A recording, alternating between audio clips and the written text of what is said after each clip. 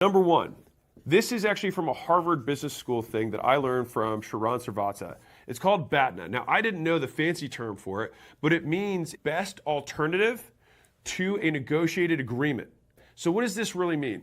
Research has shown that having strong BATNA, basically a strong alternative, gives you significant leverage in negotiations. Negotiations is all about leverage. London Business School did a study and they found that negotiators who know their alternatives set higher aspirations, so they ask for more, they make more aggressive first offers, and they negotiate ultimately better outcomes. So your BATNA serves as almost like an anchor, a counter anchor that you have in the back of your mind of what you're negotiating with. It's kind of like a source of power. It's a decision standard that you only accept deals that are better than your best alternative. You can think about this in any setting. So if you're with a girl and you know that you can only date 10s, if a 7 comes along, you're like, well, my alternative is a 10, so I'm only dealing with 10s. If someone says, hey, I'll be willing to buy all of your inventory for $10 a piece, and somebody else comes along and says, I'll do it for 9, instead of just saying no, you're like, I'll do it for $10.50 or I'll do it for 11. You can edge them up. But if you know that it's not going to matter, then it doesn't matter. So I'll tell you something that recently happened. I'm right now negotiating to buy a home. It's something that Layla wants,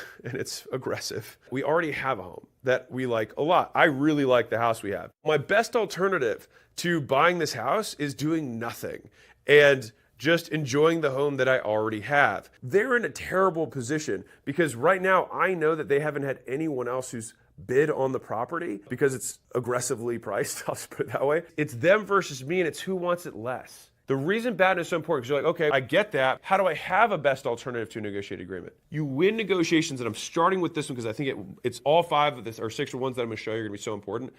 But this one is probably the greatest source of psychological power.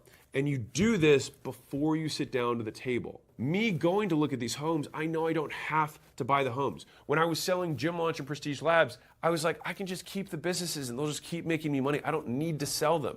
And from negotiating for that position, you only want to sell when you don't want to sell. You want to buy when you don't want to buy because you have something else. If you're looking for jobs as an employee, you want to negotiate when you already have another offer. So if you're going to your existing employer, get another offer and then negotiate with that. You can only do that so many times before you start losing goodwill. So you have to make sure that you're balancing that well. If you're dealing with a vendor, then you're like, okay, I'm going to get multiple bids before I'm going to decide to work with you, because these are what I'm considering. You'll get so educated from actually negotiating 4, 5, 6 of these vendor agreements that you'll learn other terms that other people include that you can use, which is a later strategy that I'll explain. Getting multiple offers before you sit down increases your bet. So for sure, don't take the first offer, because even if you have first offer within the negotiation with one guy, but then you have that offer compared to all the other offers you're ultimately going to get to do the work.